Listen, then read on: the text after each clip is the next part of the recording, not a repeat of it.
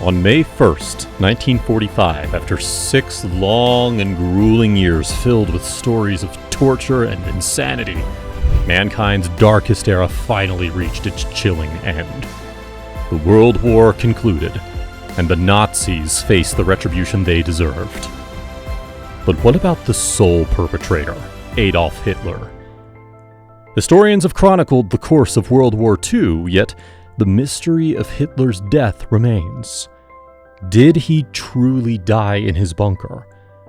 Classified material still shrouds wartime operations, leaving questions unanswered. Conspiracy theories suggest Hitler might have escaped to South America, igniting numerous movies and documentaries. So what's the truth behind his death? Join us as we delve into the mystery, seeking the revelations that challenge history as we know it. On April 30th, 1945, in the heart of Berlin, the world witnessed the final moments of one of history's most infamous figures, Adolf Hitler. The city was engulfed in flames as Soviet soldiers scoured the streets, relentlessly searching for the man responsible for 6 years of devastating war and unimaginable suffering. Deep within an underground bunker beneath the Reich Chancellery building, Hitler seemed eerily calm, going about his daily routine as if the world outside wasn't crumbling. It had only been 10 days since he had emerged from the bunker to celebrate his birthday, but now the walls were closing in on him.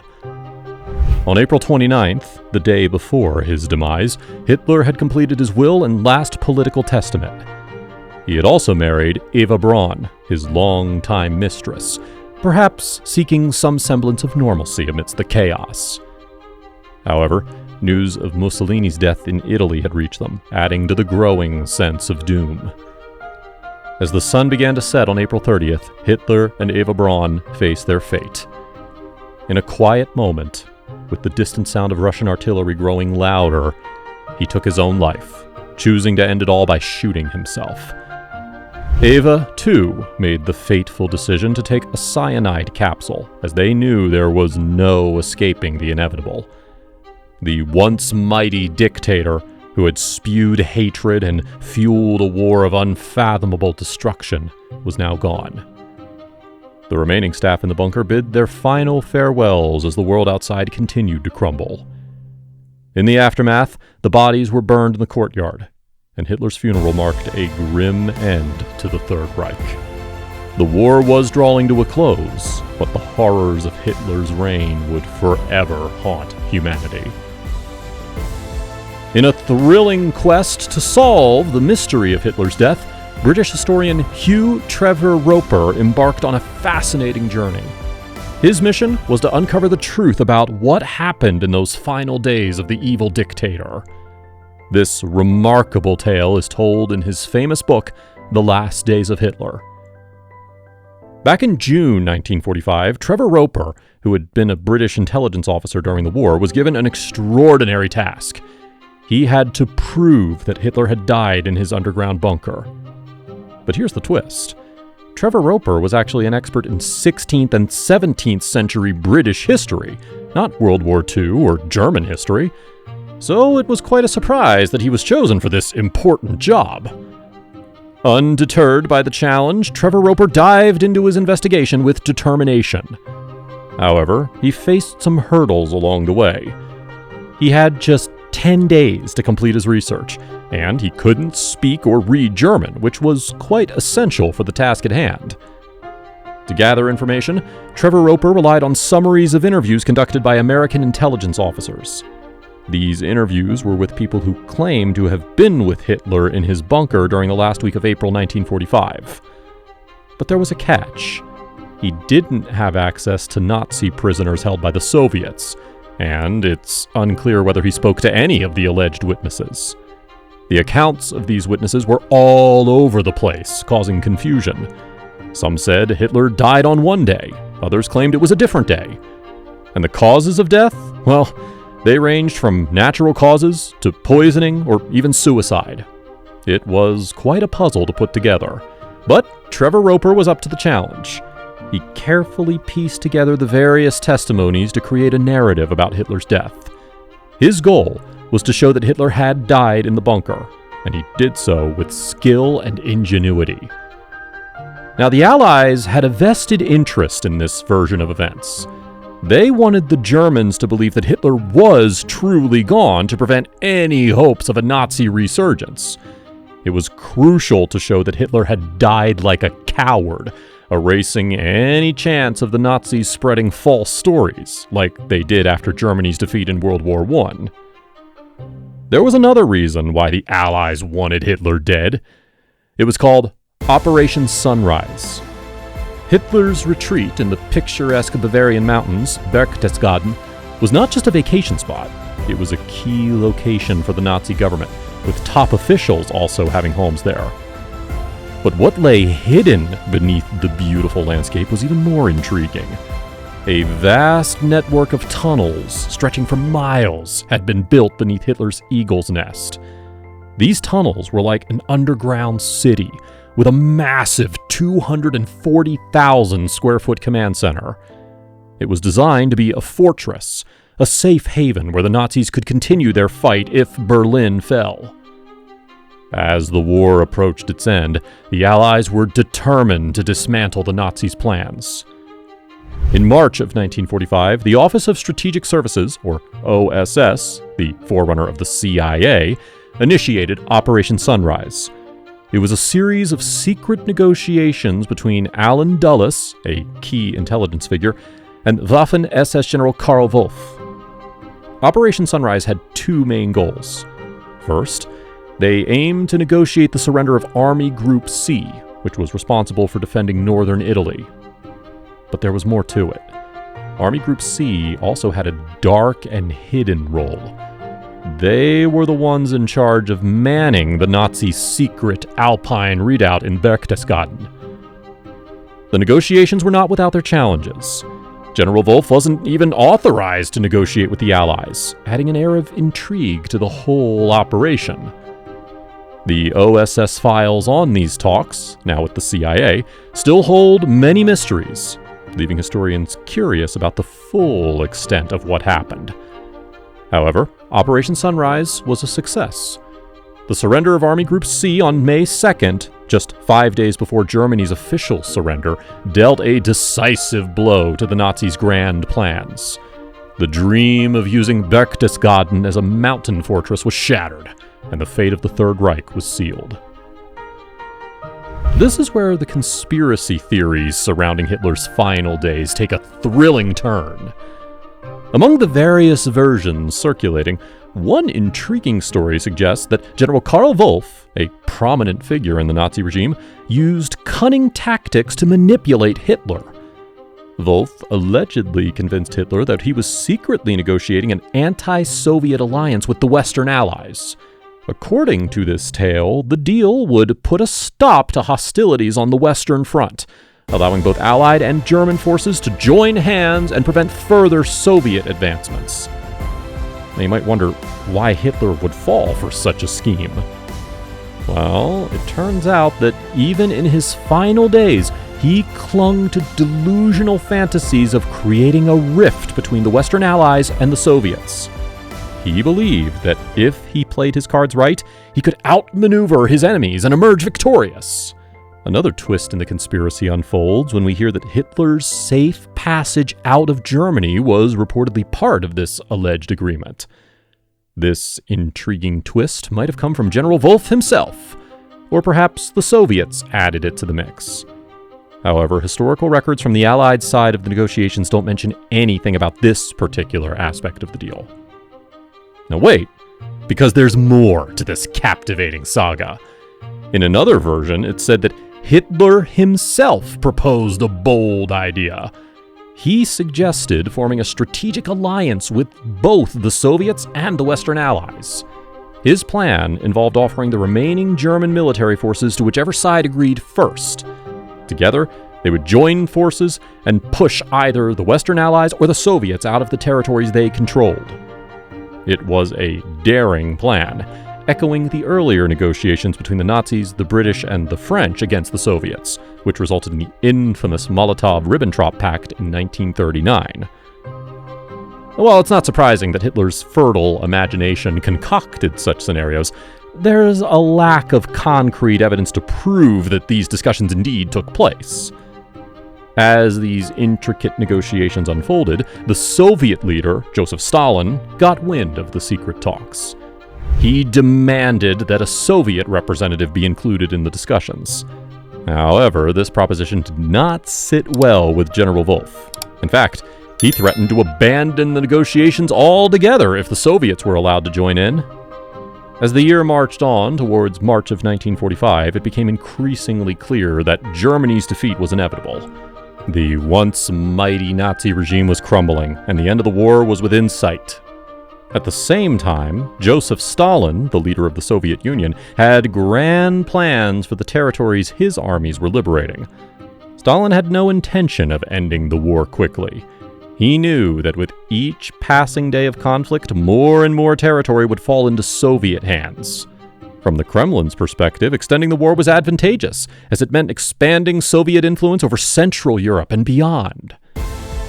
As the Soviet forces continued their relentless push, Moscow aimed to shape the post-war landscape to its liking.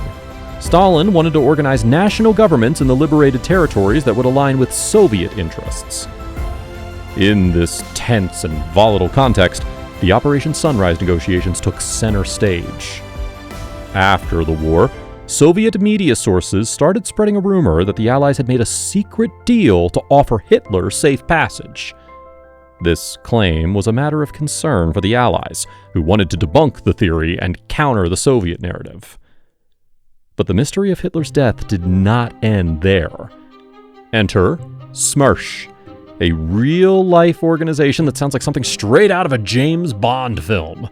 Smersh was a Russian acronym that stood for Death to Spies. It was composed of 3 counterintelligence agencies within the Soviet Red Army, operating from around 1942 to 1946. Stalin was deeply concerned about the loyalty of the Red Army, suspecting that the Nazis might try to infiltrate and suborn it. Smersh played a crucial role in safeguarding the army's integrity. They identified potential traitors within the ranks and verified the loyalty of returning prisoners of war captured by the Nazis. So, what happened to Hitler's body after his death? The fate of Hitler's corpse has become an enigma shrouded in mystery, with various claims and counterclaims adding to the confusion. Australian researcher Jordan Smith has meticulously documented this convoluted story, which involves the Soviets and Russians presenting different skulls over the years, all purportedly belonging to Hitler, only to have them debunked. A 2009 analysis by the University of Connecticut even found that a skull the Russian authorities claimed was Hitler's actually belonged to a woman. The most compelling forensic evidence was a jaw that allegedly matched records from Hitler's personal dentist. However, Smith points to circumstantial evidence suggesting that the dental records might have been falsified. The dentist was arrested by Soviet authorities and disappeared into a gulag, fueling suspicions of foul play. According to the Soviets, almost all of Hitler's remains recovered from the bunker were cremated, and the ashes scattered to prevent them from becoming a shrine for Nazi loyalists. Supposedly, the remaining bones consisted of a skull and lower jaw used for dental identification. The Kremlin has been reluctant to settle the debate, controlling the forensic evidence, and possibly preferring to maintain a narrative that the Western Allies helped Hitler escape. Declassified FBI documents on Hitler's death have also sparked intrigue. These documents do raise doubts about the authenticity of the human remains shown to FBI investigators by Soviet intelligence officials. Soviet officials, including Stalin and Field Marshal Georgy Zhukov, expressed the belief that Hitler got away, a view echoed by U.S. General George Patton. Reports of Hitler sightings came pouring in from around the world, many from South America, where conspiracy theorists point to evidence that the Nazis established a refuge in Argentina. In the 1930s, the Nazis began paying subsidies to Juan Perón, a future Argentine president, securing a safe haven if needed. Nazi front organizations acquired large plots of land in Argentina, including a vast ranch in Patagonia with a dock suitable for submarines. In the aftermath of Germany's surrender, numerous submarines, ships, and planes carrying prominent Nazis fled the country. While 30 submarines eventually surrendered, 8 remained unaccounted for, adding to the intrigue. It is historically confirmed that a significant number of Nazis sought refuge in Argentina, but the idea that Hitler was among them remains pure conjecture. The question of how Hitler could have fled Berlin, assuming he was even there, raises further fascination. The city's extensive underground subway system could have provided an escape route to the west. Additionally, Hitler's personal pilot, Hannah Reich, flew in and out of Berlin multiple times between April 26th and 28th, landing a Fieseler Stork near the Chancellery grounds. But there's no evidence of her having a passenger. As we delve deeper into the intriguing web of unsolved mysteries surrounding Hitler's fate, a range of interesting tidbits comes to light. One of the curious details revolves around Hitler's supposed thyroid condition, which made him sensitive to warm temperatures. His home in Berchtesgaden was uniquely designed with north-facing windows to avoid the sun, creating a chilly atmosphere that surprised visitors. Interestingly, a German businessman in Argentina, known for fronting for the Nazis, constructed a replica of Hitler's Berchtesgaden home in San Carlos de Bariloche. This home had south-facing windows, keeping the sun out. Some speculate it might have been intended for Hitler's use, given the large German community in the area and its terrain similar to the Bavarian Alps. Yet, there's no concrete proof linking the property to Hitler. Another unresolved enigma revolves around the fate of Hitler's fortune. The Nazis were notorious kleptocrats, and although Hitler pretended to distance himself from their money grabbing, he is believed to have accumulated considerable wealth.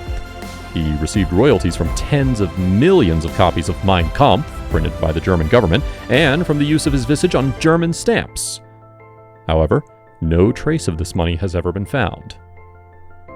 Despite the many conspiracy theories and sightings reported over the years, there is no concrete evidence to support either the claim that Hitler died in the bunker or that he managed to escape. The official accounts of the events leading to his death are riddled with doubts and uncertainties. Now, while there were possible routes for Hitler to escape to South America, there remains no tangible proof of his survival. All the sightings and claims are merely hearsay, lacking credible evidence. If there were even a remote possibility that Hitler survived, it is challenging to believe that Western intelligence agencies or Israel's Mossad could have kept such a monumental secret hidden for so long. In the end, the most likely scenario, though not entirely free from suspicion, is that Hitler died in his bunker. The Western Allies wanted the world to believe that he died by suicide, while the Soviets had their own motives for leaving the mystery unresolved. As we dig through the historical records and explore the fascinating accounts surrounding Hitler's final days, we are left with an array of puzzling questions. Absent the release of a decisive smoking gun document buried deep within intelligence archives, the truth behind Hitler's fate will likely remain forever concealed in the fog of history. The mysteries surrounding one of the most notorious figures of the 20th century continue to captivate the world, inviting endless speculation and intrigue for generations to come. Now, we would like to hear from you. What are your thoughts on the mysteries surrounding Hitler's death? Do you believe he died in the bunker as history suggests? Or do you find the conspiracy theories intriguing? Please share your insights and thoughts in the comments below. Don't forget to like this video and subscribe to our channel to stay updated on more compelling episodes of military history. Together, let's continue to learn.